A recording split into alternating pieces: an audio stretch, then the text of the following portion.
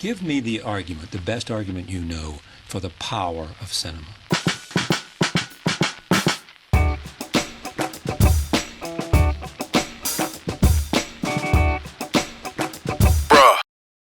What's up, bro? What's up, bro? And welcome everybody to the show. This is Peliculas with the Bros. My name is Adrian. My name is Ivan. And Peliculas with the Bros is a podcast, a show where me and my brother Ivan discuss a movie. Each week we do a new movie. Ivan, of course, has to move the mic when I'm doing the intro. Now I'm pissed. So guess what's going to happen? He's going to kill me. I'm going to slap Ivan in front of everyone. So everyone knows what type of man I am. Okay? Ready, Ivan? Yeah. I should have done this a long time ago. Yeah. No, I won't do that. But anyways, Yeah. Peliculas with the Bros. It's a show. We talk about movies. Every week, we do a new movie. Ivan, to get ready for Thor, Love and Thunder next week, directed by Taiki Waititi. What movie are we doing this week? What We Do in the Shadows. Correct. What We Do in the Shadows, directed by Taiki Waititi and Jermaine Clement. But first, thank you for listening. Thank you for watching. If you don't know, we're a show that we do a review about a new movie every week. We usually do movies that are out in theaters. Today we're sort of getting ready for a movie that's about to be in theaters by watching a film by a director who's making the film that we're watching next week. That's a long way to say we make a show every week. Tune into YouTube or any podcast platform to listen to us. Peliculas with the Bros every week. Check us out.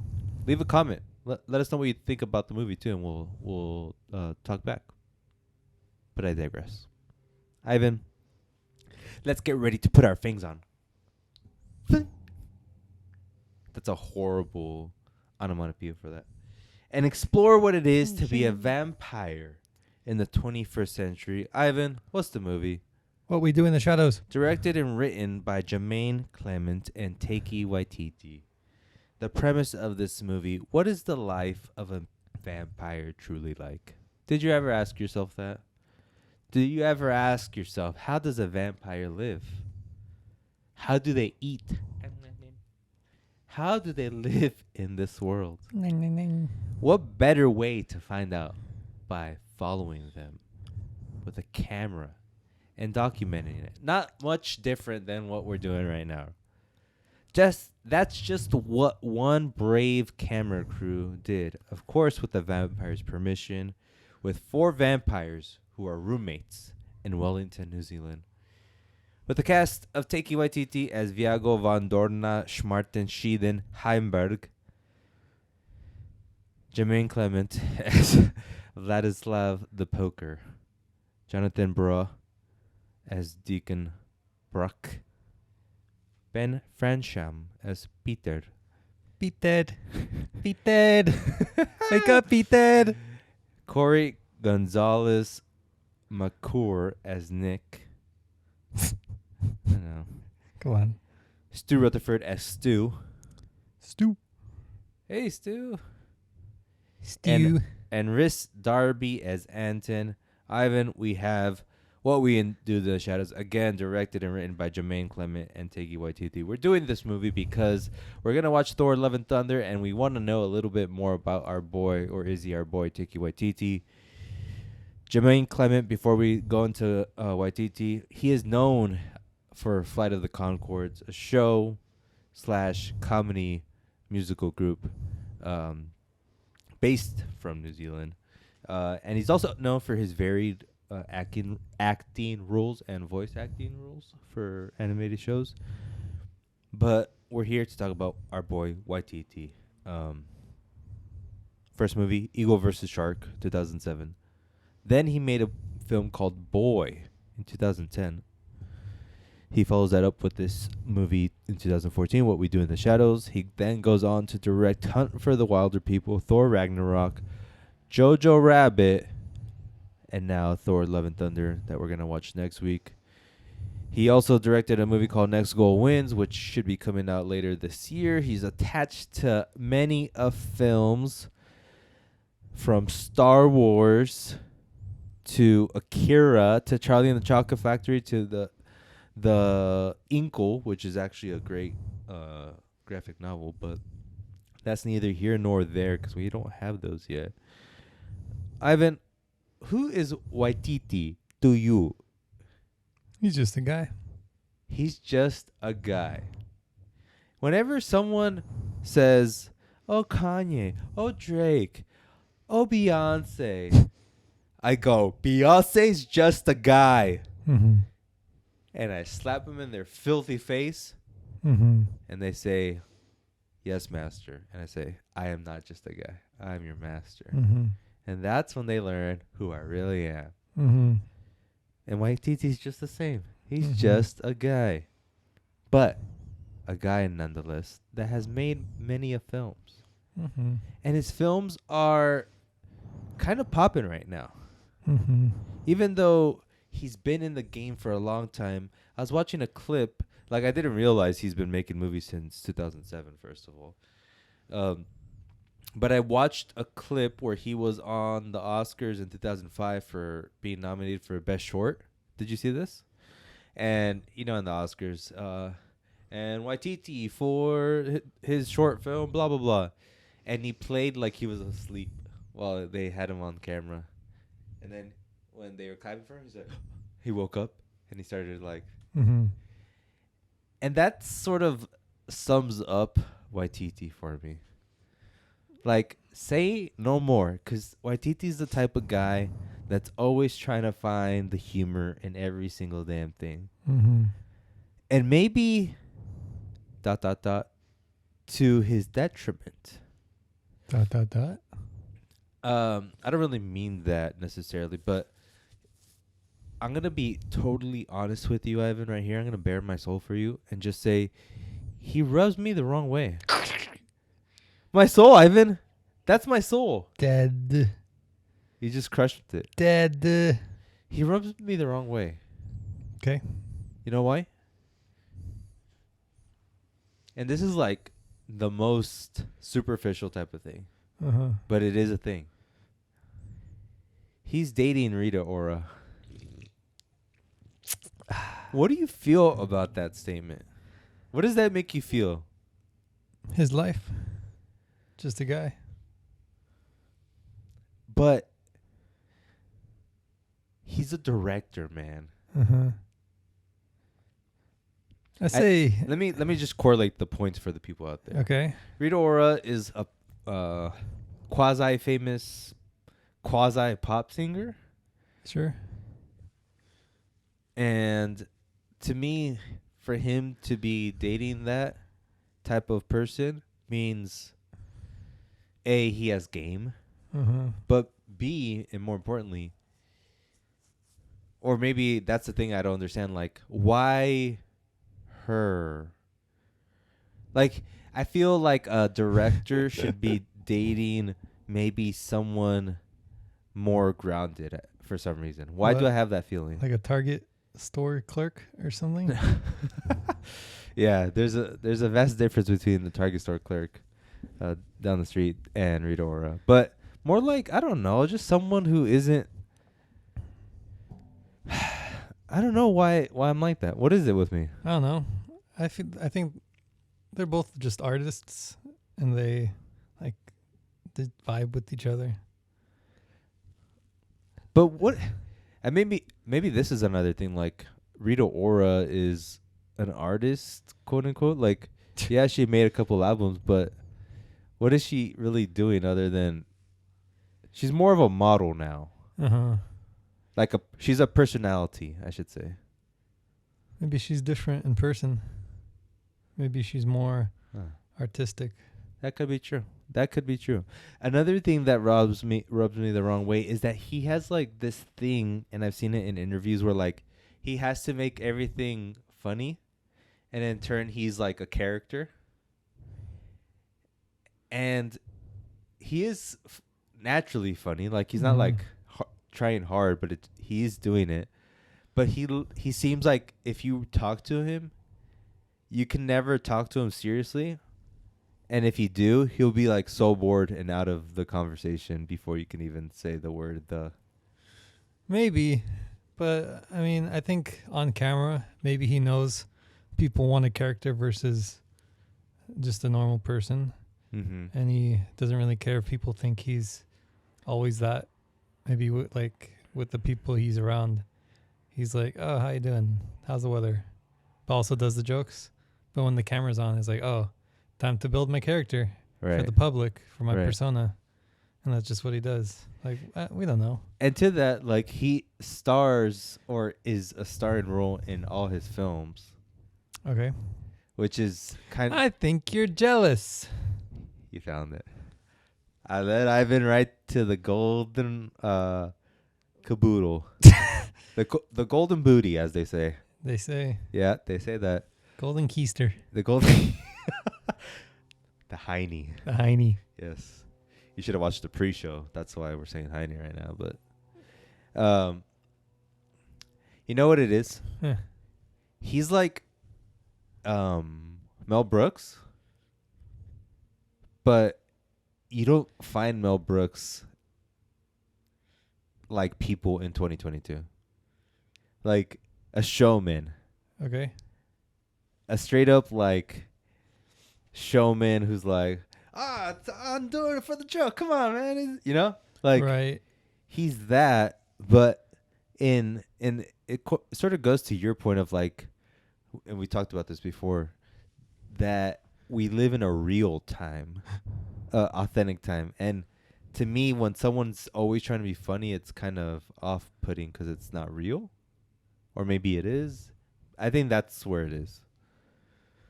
I mean, I don't know him. He seems nice. But can you see the Mel Brooks of it all? I guess. But I don't know. I just think no matter what time period, like the basic celebrity will need to be your character. And then through whatever they make, that's where you're like, ooh, depth. Yeah. Depth. What about through his films, the ones you've seen so far? And we're not going to talk about Thor: Love and Thunder, but do you see that depth? I mean, they're all sort of comedies. But still, like, I feel like if I were making movies, I would probably just be doing similar things. Not similar to him, just like similar vibes.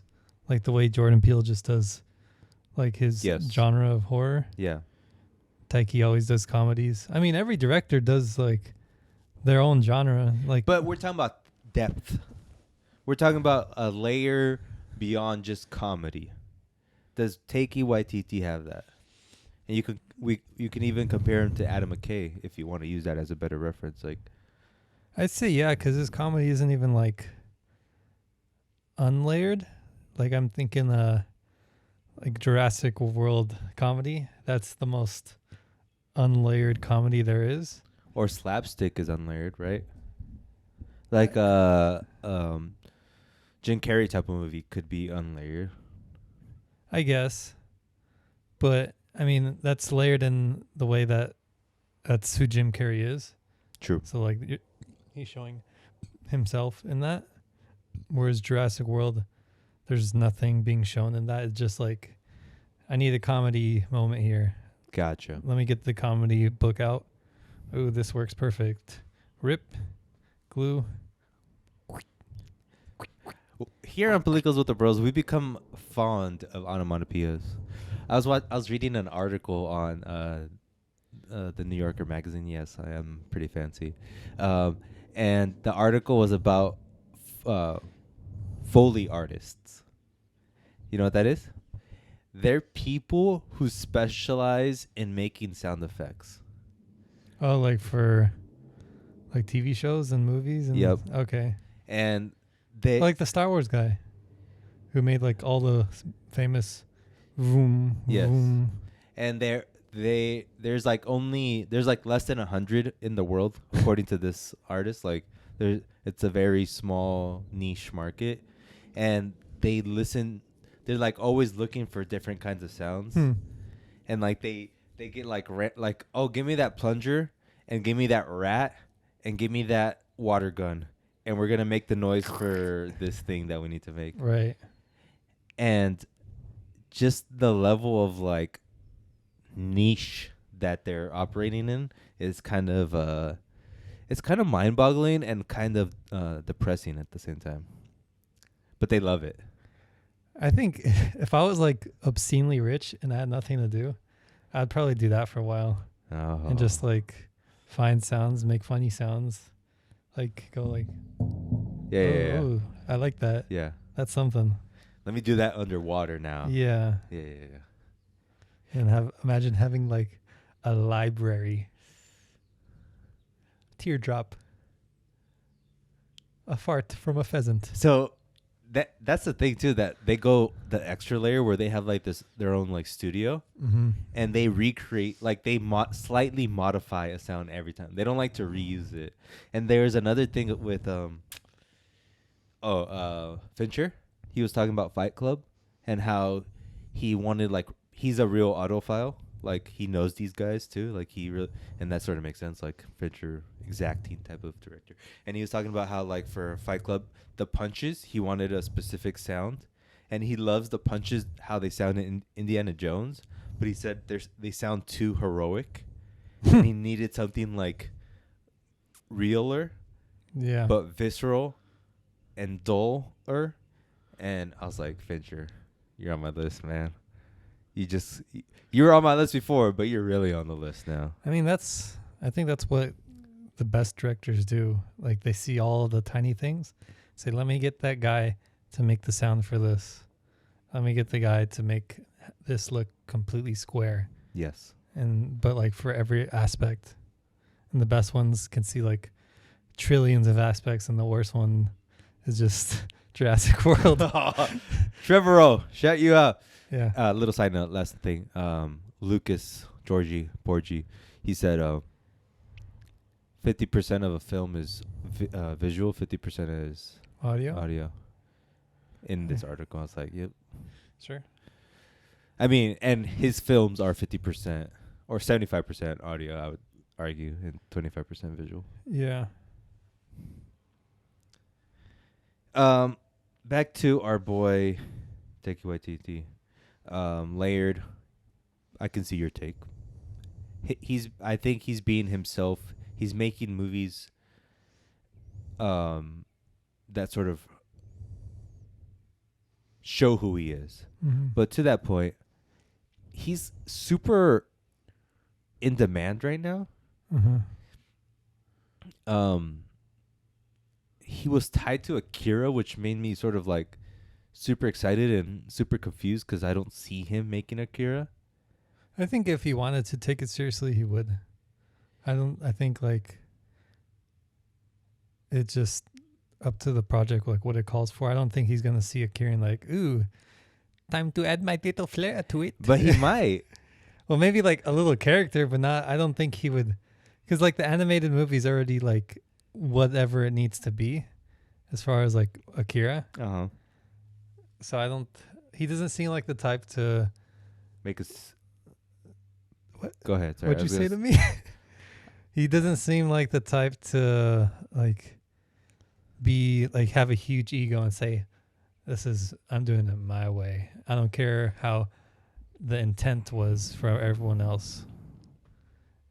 I could see that. Yeah, I think his movie, at least Thor, Ragnarok, is an example of that because it's part Marvel film, part him. Yeah, but I think that's because Marvel hated what Thor was. They're like, you know what? Please save us, Waititi. Lastly, he was in Green Lantern. Lantern, sorry. Yeah, I remember. You do remember? I remember because not from when I watched it. Afterwards, I saw like clips of Green Lantern. I was like, oh, that's him. Isn't that crazy? Yeah. Like at that time, we were watching the future Ragnarok director. Yeah. Creepy.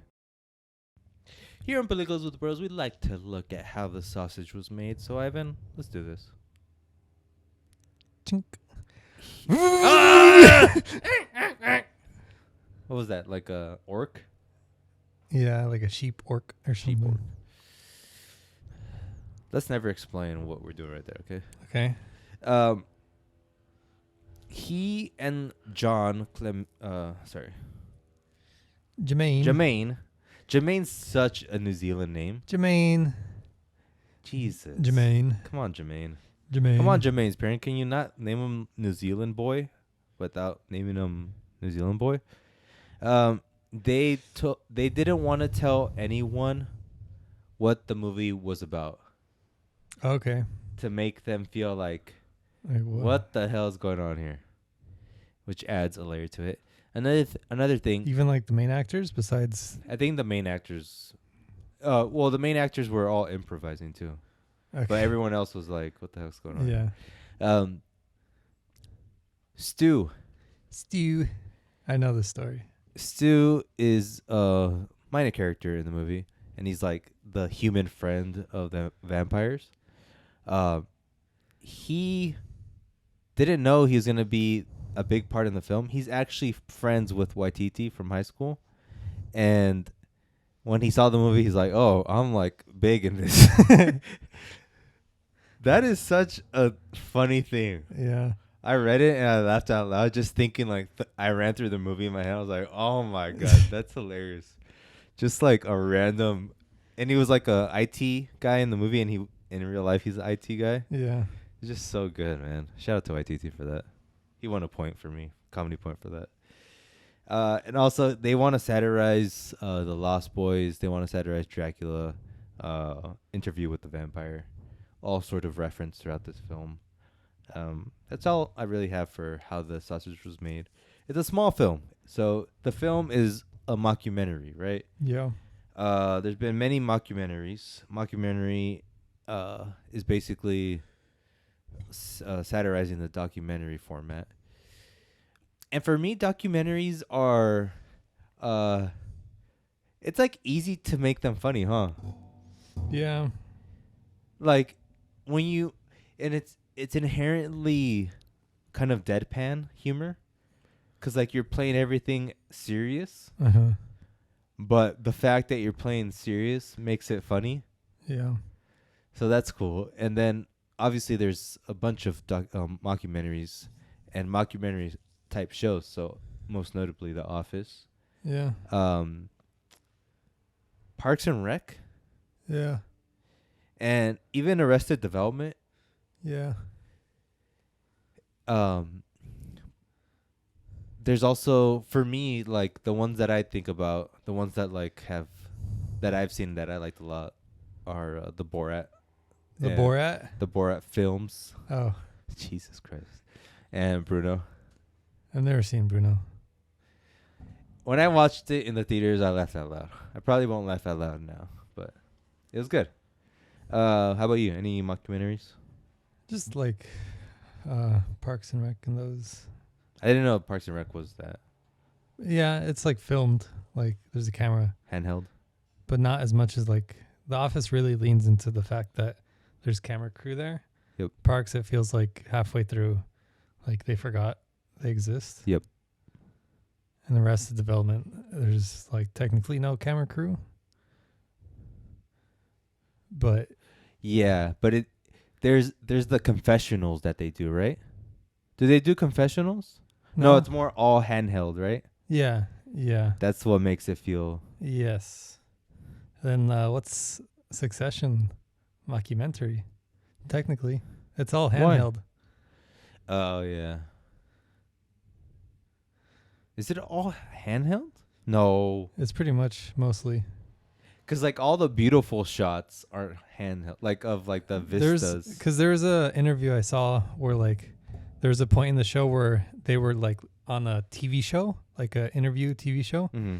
and the actor said it felt weird because most of the time you don't know where the camera is, but that was the one time they knew where the camera was, and Right. it felt like, oh, I'm an actor now. Yeah, that type of shooting style makes you feel like you are there, right? Yeah, Like when the camera's moving to get a better shot of someone's face, you feel like, oh, I'm watching something real right now. mm-hmm.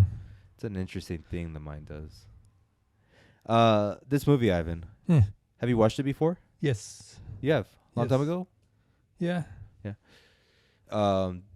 Did you watch it because you knew of Thor? Oh, probably. Yeah, probably.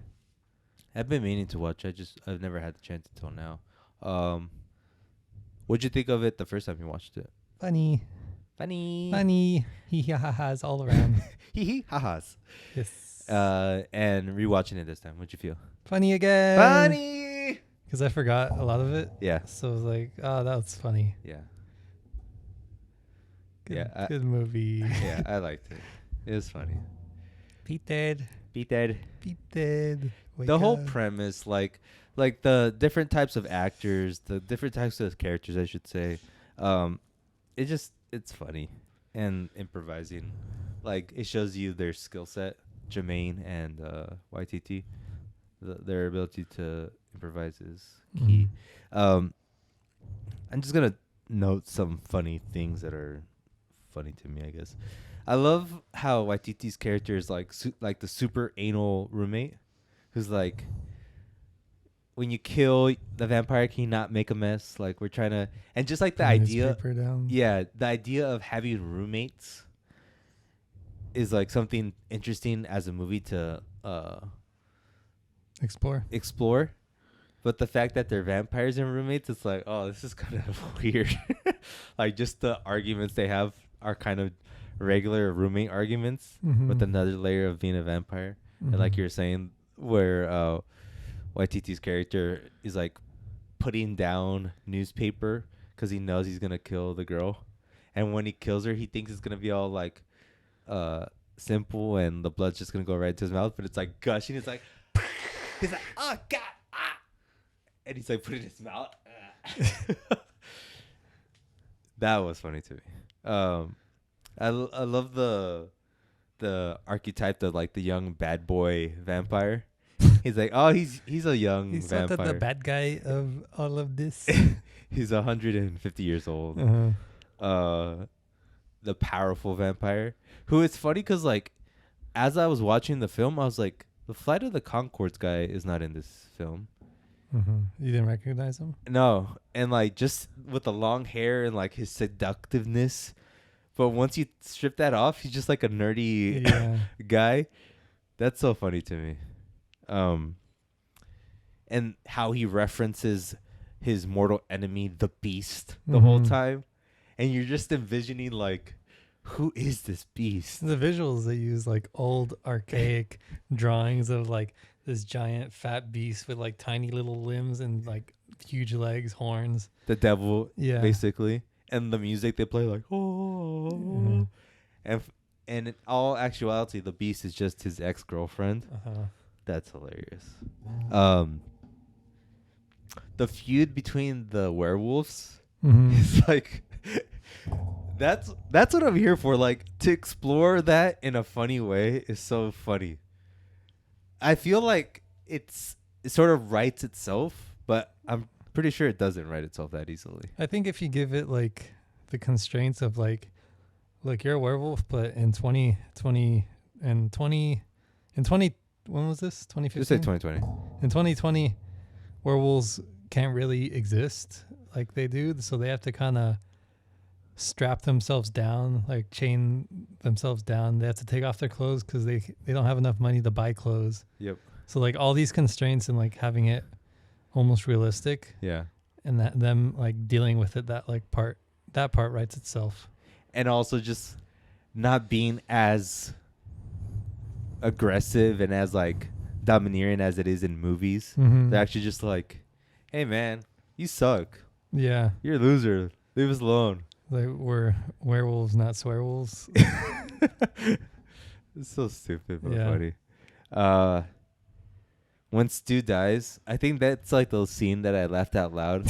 Not when he literally dies, but when one of the vampires is like talking to his best friend. He's like, I'm sure Stu, this is the way he wanted to go, with his face ripped to shreds by werewolves. And like the deadpan humor in that, I was just like, the guy's just looking at the camera like, what the heck is wrong with this guy? Oh man, so good. And another scene, when the police come to the vampire house and they're just investigating the house. What's that right there? Or whatever the accent is. Yeah. They're investigating the house, but before they're investigating, they trance them to make them feel like nothing's wrong. Yeah. But they do find bad things in the house, but it's all just like hazardous like things in the house. Fire alarm that doesn't work or something. And they point exactly at like the area where something bad is. With the music, like yeah. And he's like, oh yeah, we'll fix that. So good, man. Any scenes for you? Just those. Those are good, right? Yeah. Like the whole movie's like just funny. So Yeah. but there's not really a boom moment because it's not really meant Right. to be that. Right. Because like if you consider it a traditional movie, it doesn't have like that.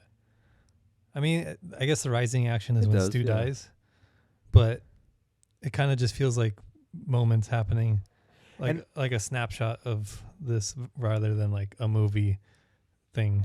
Right, and that's how mockumentaries should sort of be like, because they're just reflecting real life, right? Mhm. So they're not gonna be they're not gonna have like the action sequence that kills all of the werewolves and big explosions. No, it's just gonna be something a little bit simpler. And of course, it's a small budget film. Yeah. I didn't realize that it was co-directed. I Mhm. kind of wish we did Hunt for the Wilder People to see A solo a solo Waititi, because only solo Waititis I've seen. or What? you haven't seen JoJo? No, I haven't seen JoJo. I started JoJo, but I didn't finish it. I remember not liking something about it, but I don't remember what. It was a film that I feel like a lot of people didn't like, but it was nominated for so many awards. I don't remember. So weird. But my takeaways after watching this film are just like, He's a funny guy. he's a funny guy. And then like immediately after I watched this, I watched the first 20 minutes of Ragnarok, and it was just the idea of like that everything is funny inherently. Like Mhm. there's something funny about everything. Yeah. You just have to spruce it up a bit or play the scene for it. Like in Thor Ragnarok, there's a scene where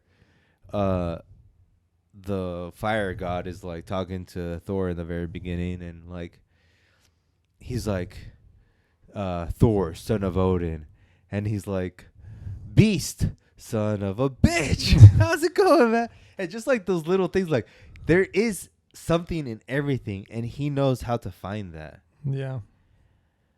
But my question for Love and Thunder, the audience, and also like the film after Thor films, because that's what I'm really interested in seeing. I wish I should have seen Jojo Rabbit, and I will see that soon. But like, can he make a movie that's Serious? not serious? Like, you don't have to make a serious movie for me to consider you a great director. Adam McKay, see, he's one of them. But I don't know really who he is yet. I guess I don't have a definition of Waititi. I think he's still super young in his career. Like he's still like not even at. I don't think he's even at his peak, because right now he's kind of turning out the grunt work of Marvel movies, and then after this, he can literally do whatever he wants. And after that, maybe we'll see like, this has been my pet project for the last 20 years. I'm glad I could finally make it. Which JoJo kind of seems like it, right? I don't think it was that high budget. Maybe because it was still, he's still somewhat new, so maybe like that was a pet project, but like Put your mic down. Like the lower and put it up. the lower rung of his pet projects. That being said, though, he makes Jojo Rabbit a film about a boy and his imaginary friend Hitler. Mm-hmm. He makes that film right after Thor Ragnarok, a Marvel movie. Mm-hmm. And my point being, that's like, Edgy. yeah, and risky for Marvel even. Like, oh, we're gonna hand over our franchise to this guy who's making like Hitler film. Hey guy, don't make a bad Hitler film, because if you do, you're off of this project. Yeah. Well, maybe like that movie, like if it was actually bad, he wouldn't have had the next Thor. Yeah, But like I remember, bad as in like controversial. Yeah, because when I watched it, I don't remember being like, "Oh, this is in poor taste." Mm-hmm. I wish I remembered, but I don't think I even disliked it. There's just maybe I just went into it wrong or something. But I don't know. He's good. But he is a risk taker. Yeah. And like that's one of those movies that you would think was made like 20 years ago, and you're like, they can't make that movie today. But he kind of made it. If I made movies, it'd be like this, like stupid things, like Hitler's imaginary friend Hitler, Right. stuff like that. Yeah. Like absurd things. So, do you? Actually, we'll get into that now. Let's rate this movie. Out of 5 Peters. out of 5 Peters. I love that name too. Peter. Why is it so good? The accent. Peter. Spelled with a Y. Peter. Oh God. Out of 5 Peters, how many Peters is this? 4 Peters. 4 Peters. This is 3.75 Peters for me. It's a good movie. It's funny, but it's not like groundbreaking. It's simple. It's good. It's just not 4 for me. But where is Waititi in your list of directors right now? Is he like I'm watching him section, like I'm keeping my eye on him, or is he like closer to the top for you, or is he below? I think he's between I'm watching and at the top. Because he's still so young, and he still has so much more to do. Mm-hmm. Like if he's still making Marvel, that means he's still like He's putting in his 1,000 hours. Yeah. But after this, like if Jojo Rabbit is any indication, we'll probably get some more wild stuff when he gets like his $1 billion Netflix deal or whatever. For me, he's in the middle tier of almost, yeah, I'm like watching him, but I don't think he'll ever reach that next tier. But I think that's because he's gonna make interesting movies, but I think he's gonna be a comedic director. Mm-hmm. I don't think he's gonna go and venture out to make something super artistic. Well, like Adam McKay, like if you watch Talladega Nights, you would never say like, oh, he's gonna make Succession. But he didn't make Succession. But you know what I mean? Like he would never go into that territory. Even though Succession is funny. But it's funny in a different way. And But McKay isn't in the top tier for me because of Succession. He's in the top tier because of everything before his But like serious films, quote unquote serious films. what's his what movies does he have right now? Who? Adam. What's his like? What's his next thing, or what's his last? What was thing? after other guys? There's Vice, Big Short, and then the new one, Don't Look Up. yeah. So to me, those movies aren't as good as his purely comedic films with Will Ferrell. But that doesn't mean these films are not that good either. Mm-hmm. I'm just saying, I see him more going to that direction, but not even that good. But a little bit quirkier. Okay. Because he doesn't have the same kind of humor as McKay, I think. And I don't think they have the same kind of interest either. Mm-hmm. I think his interests are more sci-fi leaning. Right. You could see that with his interest in Akira and The Inkle, which is a sci-fi type of story. Where McKay he looks like he's into like the craziness of the modern world. Right. Which is fine. But I'm just saying, Waititi, I'm pretty sure he's going to stay in the middle tier for me of like, I'm always going to like his movies, but he's never going to reach the next echelon. But he might prove me wrong. Okay. Yes. That is What We Do in the Shadows. It is? Wow. Actually, that sounds weird, huh? That is What Yeah. We Do in the Shadows. Yeah. I was going to say, before we get into the next section, Elvis, it's being like shitted on by all critics in a way. They don't get it. I love that take. And it's their critiques are like sort of what I felt. Editing. Editing and like just like not enough Elvis type of thing. Too much Tommy. Yeah, but like, I think it's important to know what caused Elvis's deaths. But that stuff is sometimes not that interesting. Like, we're talking about the biggest artist of all time, and you're talking to me about Colonel Sanders over here? But that's just like taste, not actual like. It's not taste. Yeah. You have an enigma of a figure that is Elvis, and you're choosing to tell the lens through Colonel. It's his choice, his artistic choice. Oh, true. That is a choice, yeah. Yeah.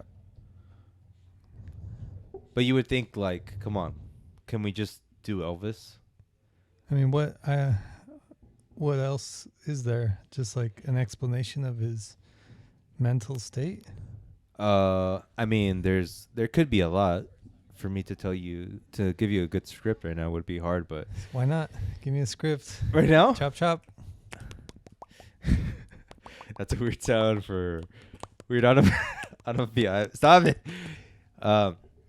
It's just interesting that no one likes Elvis, but I think Elvis is okay, and especially like after thinking about it and the scenes, it's like I think what makes it good is just like the big, huge scenes. Yeah. Like, it's the sugar that makes the candy sweet, but it's not good for your body. Okay. Weird analogy. Ivan, it's time for a section we like to call Things and such. We'll end with the other stuff that Okay. I don't have too much here. Minions just went gonzo at the box office. It slapped, as they say, as the kids say. Obviously. It went litty. It went too litty. Millie too lighty. Okay. You are an ardent Minions hater. They're just too big, man. Why? How did they get that big? Like, not even Despicable Me went that ham. Because they're just cute things, and then children and mothers eat up the cuteness. Huh. And then now it's in this like new phase of like, oh, I ironically love the Minions. Gotcha. And now it's just like a disease. Is there something comparable back like in other previous times, like where something is just like Gremlins? what? Gremlins? Gremlins could be a thing, yeah. I'm thinking like some kind of baby I thing. mean, they literally are gremlins, just cute. Yeah. Maybe, like, destroy stuff, probably. That is a funny premise, just like gibberish talking. Yeah, I don't know. Ivan's like the decline of our culture. Is Raving imminent. Rabbits? Yeah. They copied them, right? Yeah. It's like one for one, pretty much. Dang. Raving Rabbits fans are out there just like, Rabbit. but what about us? Yeah. This doesn't really matter, but it kind of matters a lot for our podcast. Paws of Fury. That movie looks so bad. I'm about to blow your mind. Tell me. It's loosely based off Blazing Saddles. So is there going to be an air of racism? I wish. Cowards. The story, it says screenplay. Like 8 screen. Is that why? One of them is His face. who? I don't remember. Yeah, you do. I do. Gene Hackman. Come on. I don't remember his name. I'm blanking. I am too. That's why I'm putting the pressure on you. Mel Brooks. Yeah. Yeah, I saw he was like credited as an actor or something. He's great as a screenwriter too. Dang. What a poor guy. And it's funny because I remember reading when we were doing the Mel Brooks stuff, the miniseries that we did. Check it out. It's the first videos we did on YouTube. I remember reading that they were making an animated Blazing Saddles. I'm like, what the hell is that going to be about? What? Oh, was this? And it was that.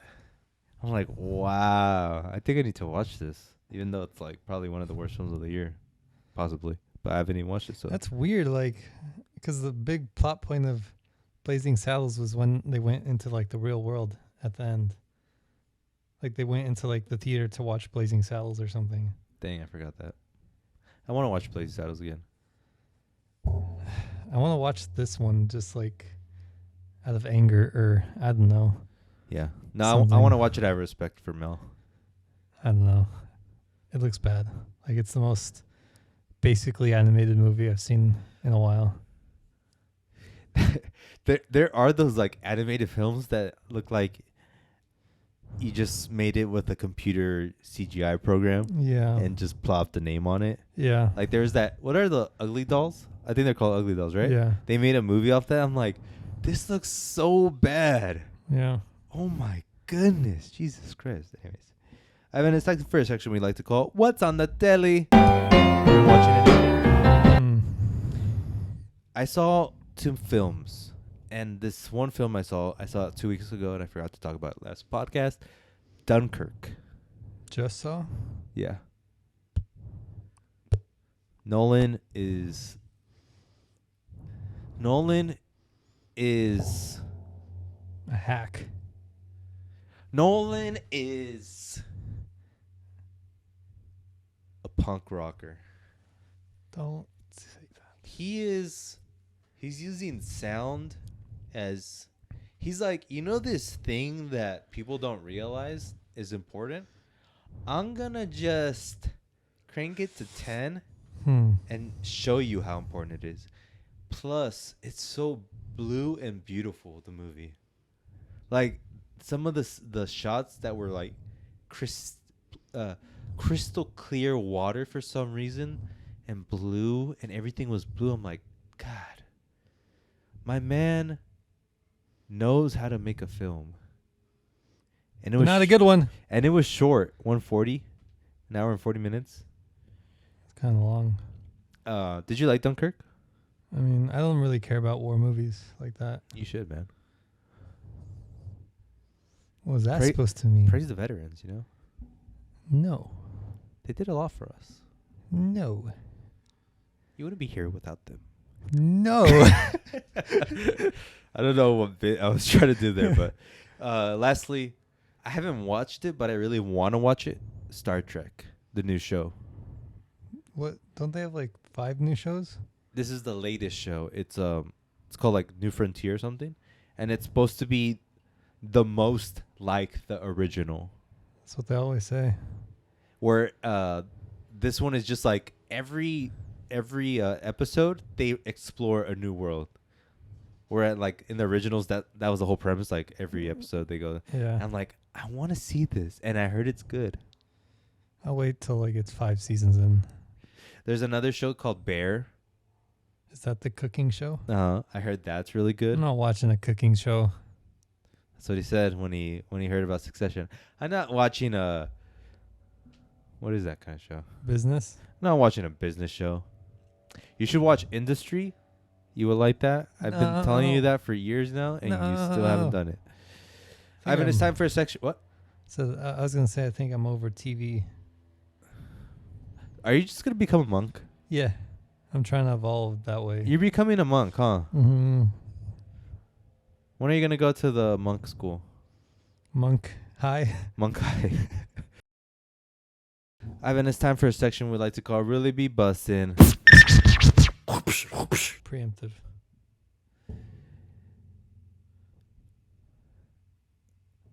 What? Speak up, boy. I have one thing for you. One album. Giveon. We should have done this a while back. It's out? That's Ivan for you. I actually like him, but I know you like he's no Elvis, that's for sure. Oh! Ain't nothing but a hound dog. I'm gonna just do that now randomly.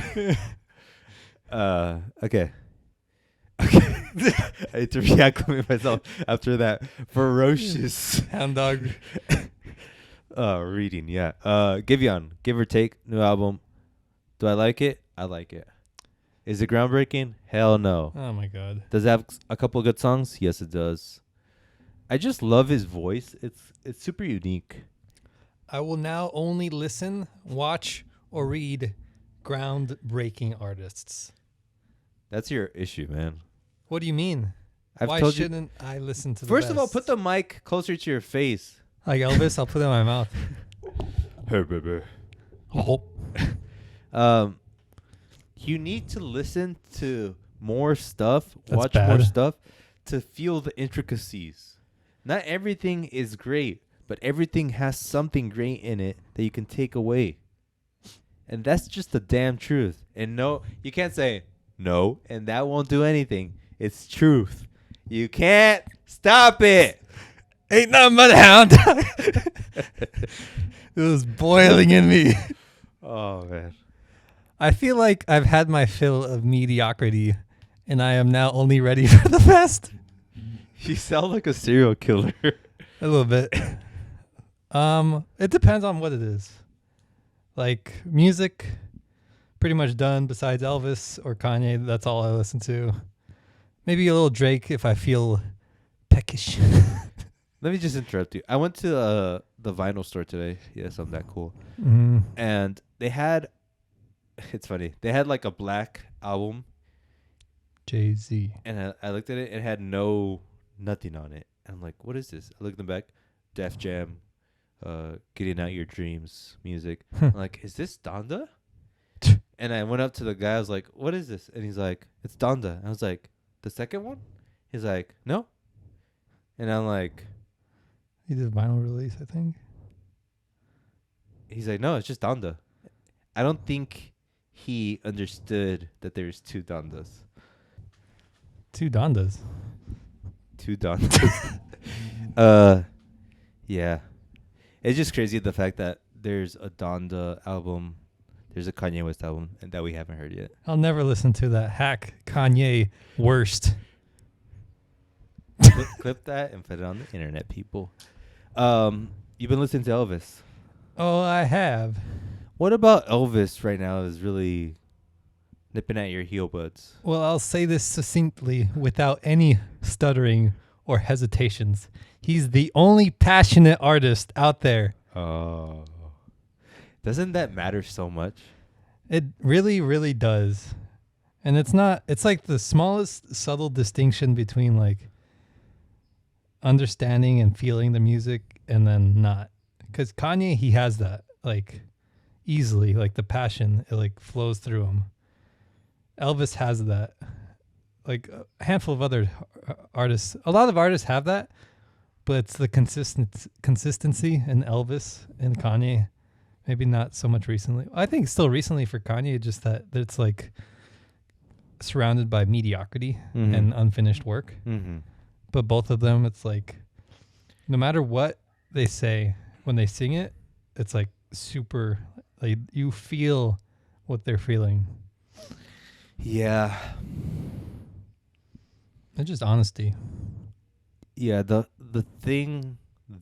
snippet that always comes back in my head when we're thinking about this, when we're talking about the delivery of a performance, and I think of the song birthday song, I believe it's By called, Lil Wayne. by the illustrious 2 Chainz. Birthday, it's your birthday. Gucci store.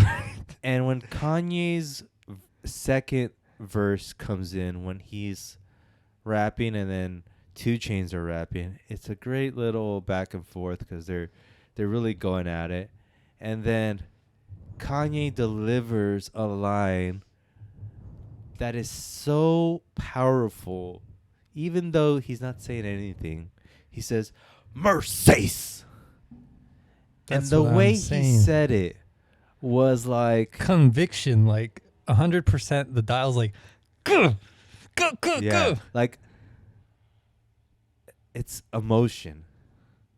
That's what I mean. And a lot, like no rapper has this really now.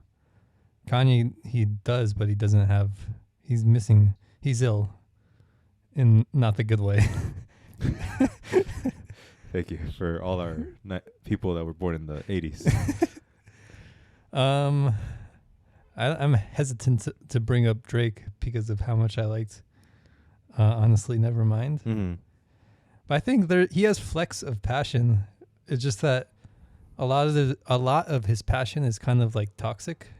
Like I feel like he's a bad person, and his best music is when he's like, I ruined that woman's life. Mm-hmm. And like if there's conviction in that, you could feel that passion, and you're like, yeah, I ruined that woman's life. Yeah. But a lot of artists don't have it. And it's like even expanding like passion in every field, like basketball, there's no passion. Whatever movie, I feel like movies has it a little bit. Top Gun, that felt like passion. Oh, baby. Tom Cruise is the king of passion. Yeah. Yes, he is. Yeah.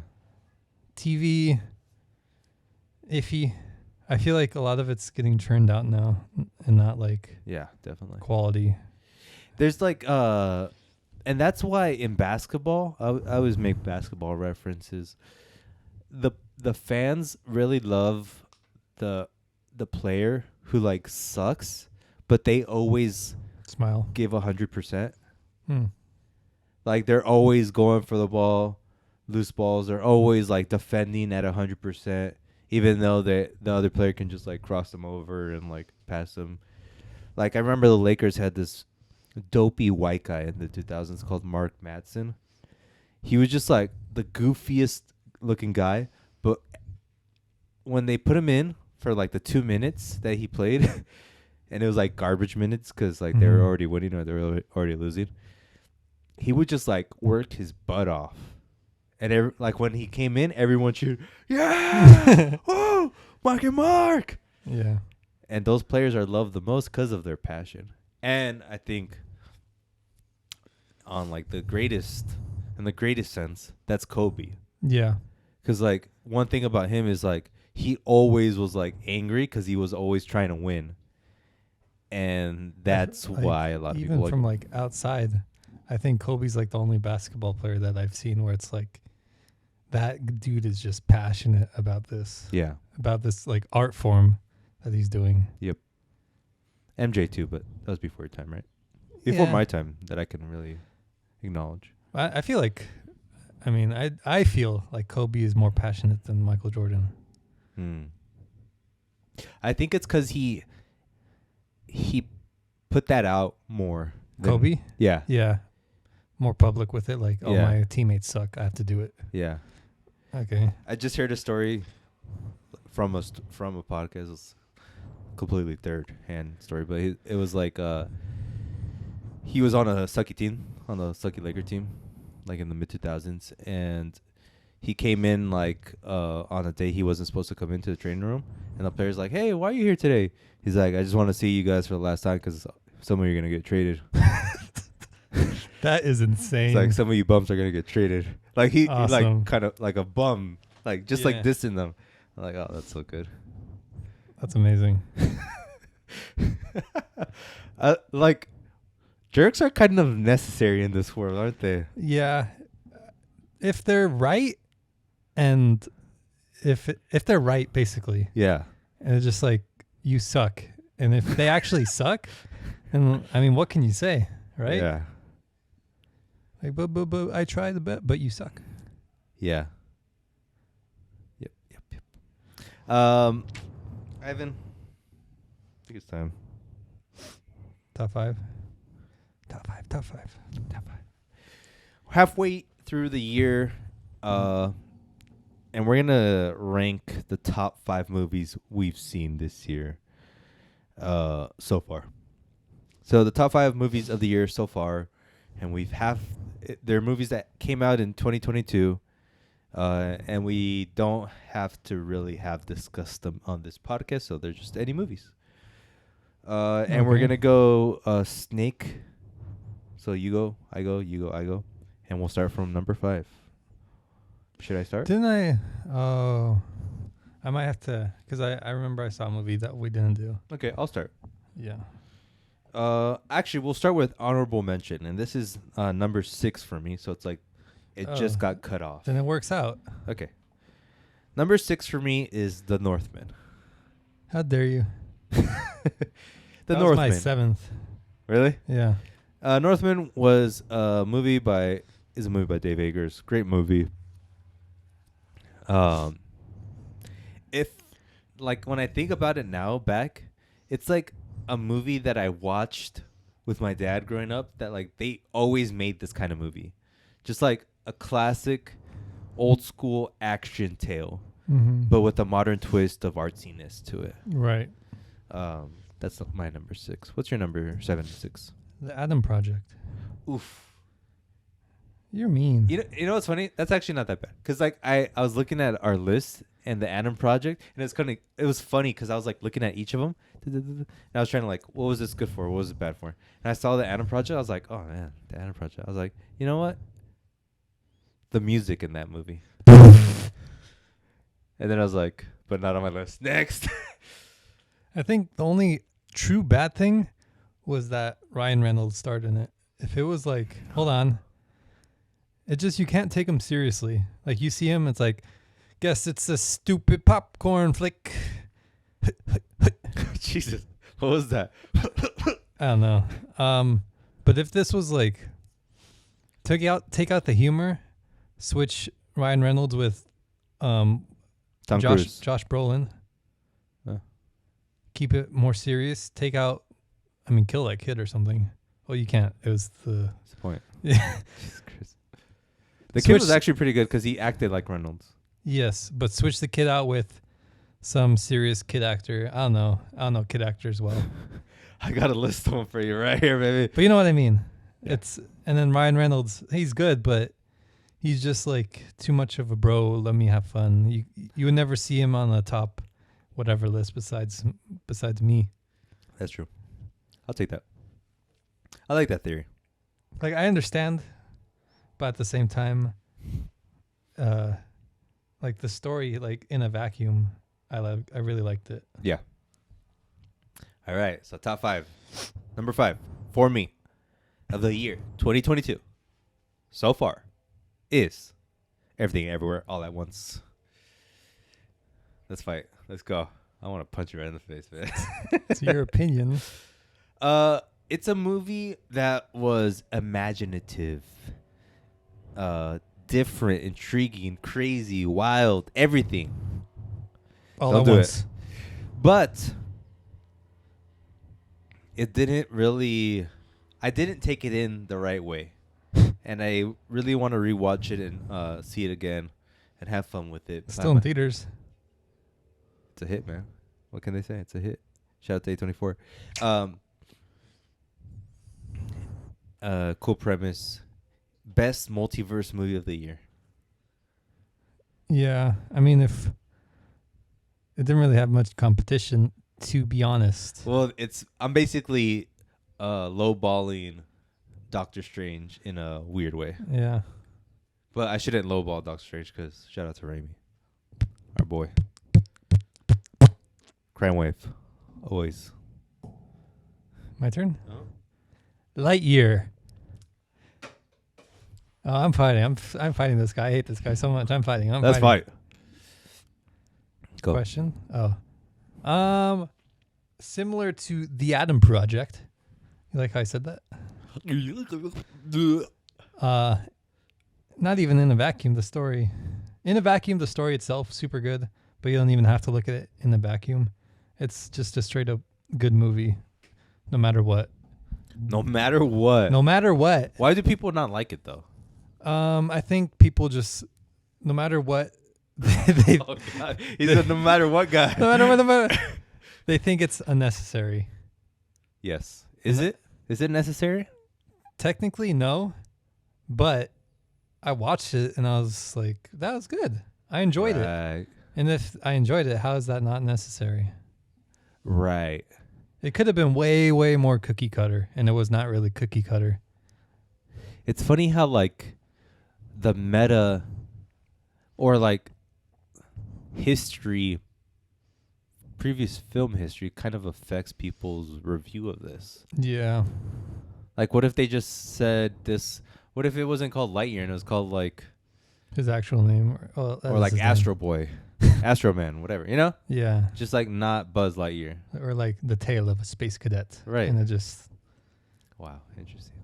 So that's your number 5. yeah. Okay, I like it. Does it make you want to watch other Pixar films Heck that you no. haven't watched? I've seen most. I haven't seen the 2 Gay Boys movie. Which one is that? They're like fish people. Oh, they're gay? I think something like that. There's like a whole stink about it. I never watched it. Maybe I'm homophobic, but you know. No, you're not. Okay. There's this interesting thing that's happening right now. It's like, I think I know what's happening. Like, obviously, it's like the wokeness of the Hollywood stuff. Yeah. And like, there's so many talks about like having like the diverse type of film, telling different kinds of stories. But I think the reason why we're seeing so many gay characters in movies now and TV is because Hollywood is like 50-50 as far as the type of people. Like, I think 50% people are straight, 50% people are straight, 50% people are gay. Okay. I know what you mean, but it sounds so wrong. Like, half the people in Hollywood are gay, half are straight. That's fine. just how it is.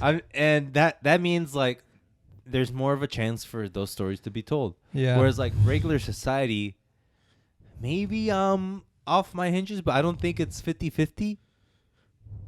Am I crazy? Like, seriously, am I crazy? No. Is it like 7-30 or 80-20? I think it's like 5% at most. No. I Really? think so. See, that's the thing. Like, I think, like, that's how the media sort of makes me crazy. Look. He took out the fingers. Look. Look at my nails. Look. In order for us to get to like that super inclusive society where like just gay people are seen as just people, even though they are, but a good chunk of people don't see that. We're going to need movies like whatever's having just gay couples here, gay couples there, just sprinkled throughout. And I think we're just like in that period where we have to kind of, sounds horrible, like just live with that fact. Got to force it down our gullet. A bit, because like it's just such a reality, and then not like including it is just phony. Like Yeah. it exists, but I like in reality, like how many movies actually have like gay couples or gay moments? Maybe like 1 in every 50. Yeah. It's just the ones that do. We're like, ooh, they're Yep. making a point. Yep. But did the other 49 movies make a point about straight couples? Right. Not really. Right. It was just normal. Yeah. And the point is just to make everything normal. Gotcha. Makes sense. But, like, who cares? Like, No, yeah. who cares? Who cares, man? Yeah. Just watch the movie. Okay. That was your number 5. My number 4 best movie of the year so far, 2022, is The Worst Person in the World. Worst Person in the World. It was a interesting look into a young woman's life and a woman who didn't really know what she wanted in life. And it's a relatable story. I know people like her. And it was told in a very raw way and a fun way that I enjoyed. And it was in Norwegian. I forget that sometimes. Right? Yeah. It's crazy, huh? We saw a Norwegian. My number 4. Ivan, what's your number 4? Elvis. Damn, boy. You go Elvis on them? Shit. Yeah, Why? Elvis. I think a lot of it just learning who Elvis was and what he did and his impact. Like, I think I enjoyed that a lot more than the movie itself. Yeah. But I will just super respect the movie that introduced me to him Yes. because I am a changed man. I listen to Elvis now. I listen to Elvis. That's true. Like, there's movies that you watch, you're like, oh, that's a good film, but you never think about it again. Mm-hmm. And then there's this movie that changes your listening habits. Yeah. I mean, look at my Spotify. It was like Drake, Kanye, Ghana. Not Ghana, he sucks. I think you said Baby. Ghana. I was like, Ghana. Ghana, Kendrick, you know? Yeah. And now, like the past 2 weeks, Elvis. Yeah, baby. Considering like I did not care about Elvis in any way, shape, or form for the past 28 years that I'm alive. It just like that's crazy in itself. And I know I'm like just in a phase where I'm just gonna listen to Elvis, and then like a couple weeks I'll be out of it. But I'm curious how I'll transition back to whatever I was listening to before. Yes. Because, I mean, there's obviously a shift. I don't know how I'm going to listen to, like, a Little Baby again. Oh, I can't listen to Little Baby.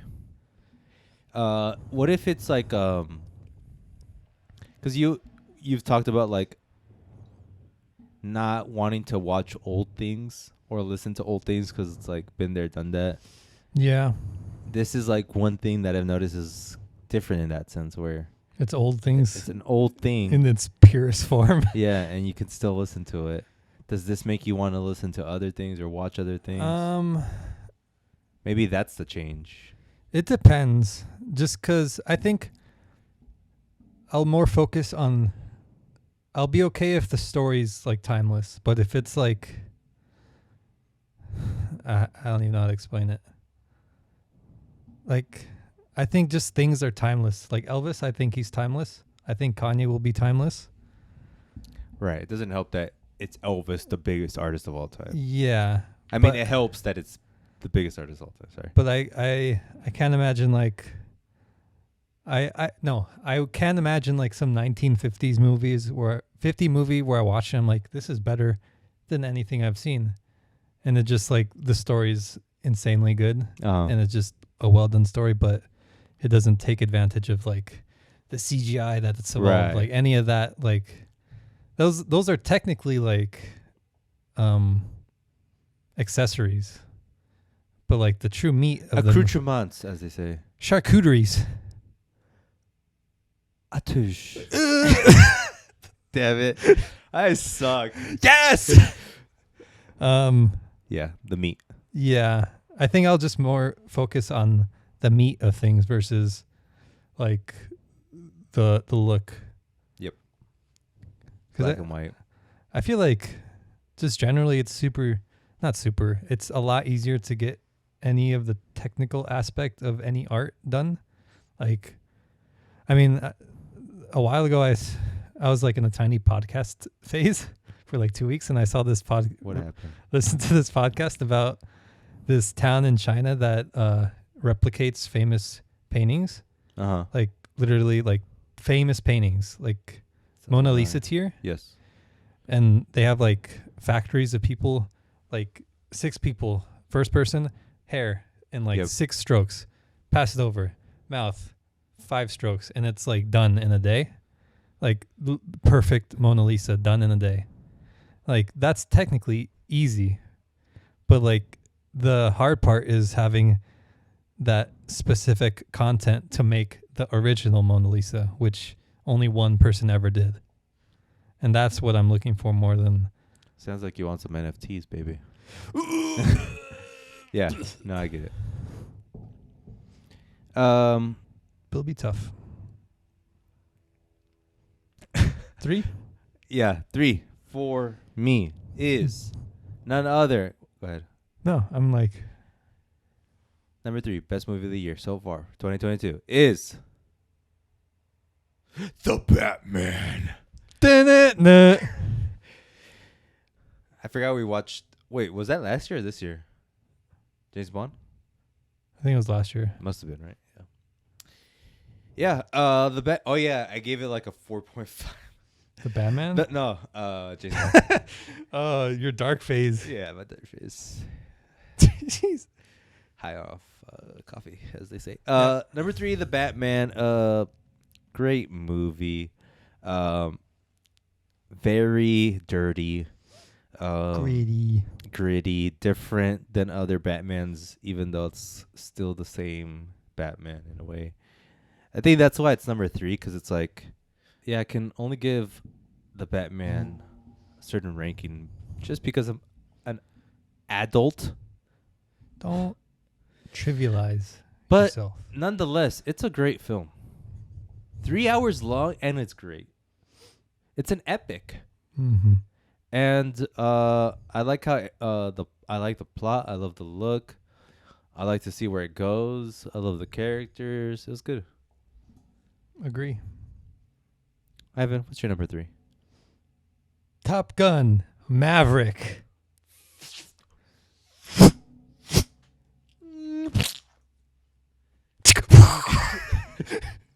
I forgot about that one. Ding ding ding ding. Do.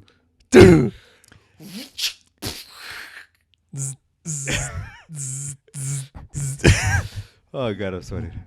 Talk on Maverick, Ivan. Give me your one-line review. Passion. It. Period. Just understanding understanding what it was doing. Yep. Knowing Playing with our emotions. leaning So into the cheese of it all, good. but very self-aware, but not in a way where they're like, I guess we're going back to a Top Gun looking at the camera, and like it wasn't that. Right. That's like too self-aware. Right.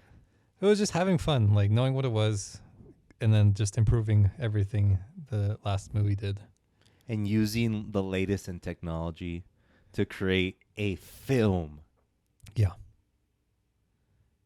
I think that segues nicely into my number 2. Top Gun Maverick. What? Ain't nothing but a hell. We're losing our mind here today on Peliculas with the Bros. Top Gun Maverick is just a great film, man. Number 2, because the passion of Tom Cruise. You know the Passion of the Christ? Forget that. The Passion of Tom Cruise. Passion of the Tom Cruise. Passion of the Tom Cruise.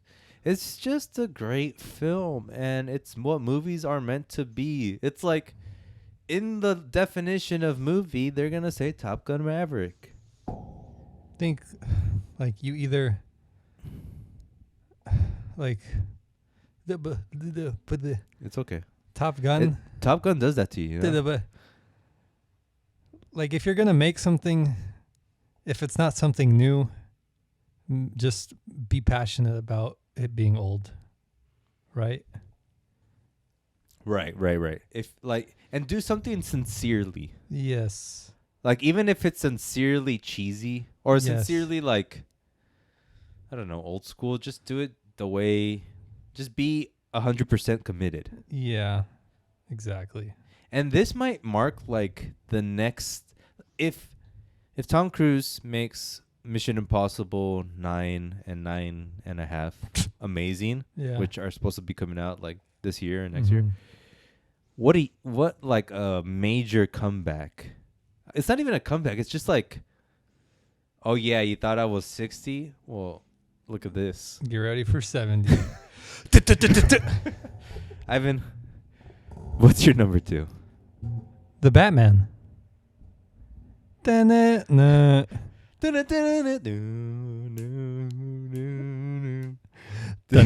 dun, dun, dun, dun, dun, dun, dun. Nothing but a hound. Jesus. Just All right. like 30 sound bites are just starting to like come together for no reason. All right. Why? It's Batman. Like, it's my favorite superhero. He's the best superhero. He's Yeah, the coolest nerd. superhero. But like, finally, the Batman that is like super true to what I feel is like the core of Batman, but still like leans into comic book sort of unrealism. Like Nolan, he had the darkness down, but he didn't have that comic book feel down. Mhm. It was more of a film than a comic book movie. Yep. This is like the perfect medium of comic book movie and film. Yep. Which is what it needed to be. I agree. And he's just like good fight scenes. The Bat car. The Bat car. Just instantly. I was trying to do it, but it was too good. It was too good. All right. The second I heard Bat car in my head, like I knew, like it was instinct. I had to do the Bat car noise. When you said Bat car, I saw blue light in front of my eyes, and I saw the exhaust in my Yes. That was probably really loud. face. It was. The Richter scales are going I up. put my soul into that room. All right. Number 1. Best movie of the year. I'm interested to see what I haven't. Oh. Did you put Drive My Car? Number 1 movie of the year. Best of the year. 2022. Drive My Car. Did you? Yes. I hate you. Like the opposite. The opposite The of room? all we just did is Drive My Car. Like some light jazz music. Some like lobby music. I love the soundtrack, by the way. I don't remember. I have it on my Spotify or title, whatever. Drive My Car, a movie that some might say is extremely boring. I rebut with, Shut up. Yep. Nerd. It's my guilty pleasure. It's my what the hell am I doing in my life? Watching 3 hours of this. My rebuttal to that is, well, I'm not watching Batman. It's 3 hours. But anyways, Drive My Car. It's just a meditative experience that it's hard to explain. It's hard to understand. But it's just different. And it's unique. And it's what I like. That's what I like. Ivan, what's your number 1 movie of the year? Elvis again. Elvis! It is Everything Everywhere All at Once. I forgot that you haven't said it yet. And I was like, what's your movie of the year? I was What like, could oh, it yeah. be? The one movie he's ever rated a 5 out of 5. I have to do it eventually. I had to do it to him. You have to do I it had to to him. do it to him. It's good. It's good. Ivan, why is it number 1 for you? It's the... I will talk in exaggerations, of course. Only way. One of the most unique movies I've seen. It's not exaggerating. I mean, I'm just preempting your criticisms of my life. Oh, no. Go ahead. Super unique. I appreciate what it did on such a little budget, even though that's not really a good like critique or whatever. But like, it is. To feel like such a massive movie with such a little budget is kind of super insane, considering how massive like Marvel movies are, but the budgets are massive. So stupid. Yeah. So it's just like, you can do this, basically, like telling me in a way. Yeah. Not that I'm gonna direct, but Yeah. in my own way, you could do this. And then just opening up like what a movie can be. Like, Yep. you had scenes of just rocks talking to each other with text. Yep. And then the humor was like the most absurd, stupid stuff ever, Yeah. but like on purpose. It just shows like you don't have to do anything seriously. Yep. But, or you can do things seriously in an absurd way. So it's just, Yes. it's cool. Like, I've never seen that done. So, and then just the message itself, the family stuff. The action sequences pretty good. Classic Kung Fu. The Goonies. I hate the Goonies. Indiana Jones. Indy! Ivan. Indy! That's how he says it. I know. Yep. So your number 1 is my number 5. And your number 2 is my number 3. Your 3 is my number 2. What's so worst person in the world? Nowhere in sight. It just, maybe in like 20 years when I'm super old and decrepit, Yep. and have lived 20 lives, I'll Yes. enjoy it a tad. And Drive My Car. Just not my kind of movie. I get it. It's just slow. Like, I'm not into like when the tree fell, that's when I knew my mother died. Yeah. Like, that's not my thing. Yeah. Very poetic movie, right? Yeah. Well, there it is, guys. Top 5 movies of the year so far. I sweated. I think my throat hurts from There's like something in my throat right now. from that room. I don't even want to. I'll dislocate something. We'll be back next week to talk about Thor: Love and Thunder. Let us know what you think in the comments below about this movie that we talked about, What We Do in the Shadows, and let us know what you think about Thor: Love and Thunder. I'm excited to see it. First good Marvel movie since Endgame? No, what Spider-Man? Wow. Spider-Man was good, but it's not like... I think it was good because, like, the fan service, I was like, yay. Oh. But I wouldn't say it's good as in, like, something new, something fresh. So you think this will be... This will feel a little, like, fresh. Okay. I hope so. A little water to the face. Some potpourri? I don't think that's the right term. We'll be back next week. Peace out. Bye.